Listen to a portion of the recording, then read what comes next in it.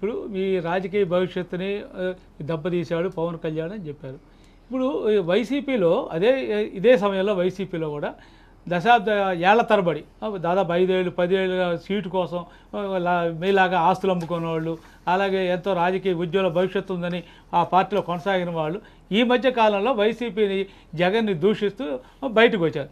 అలాంటి సమయంలో మీకు వైసీపీలో మంచి ఉజ్వల భవిష్యత్తు ఉంటుందని తారాజువులాగా దూసుకెళ్తారని ఏ విధంగా ఊహించుకోగలుగుతున్నారు?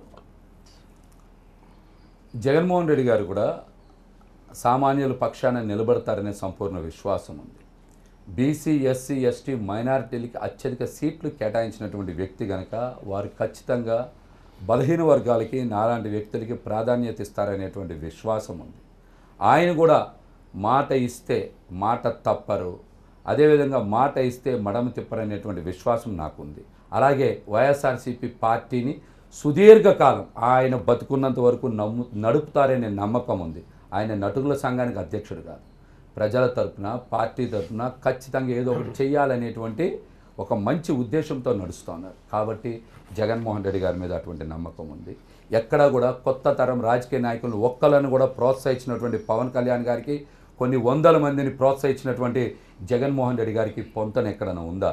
మీకు జనసేనలో సీట్ రాలేదు, ఇప్పుడు వైసీపీలో కూడా సీట్ లేదు కదా, మీరు అదనంగా వచ్చినటువంటి ఉపయోగం ఏముంది దీంట్లో?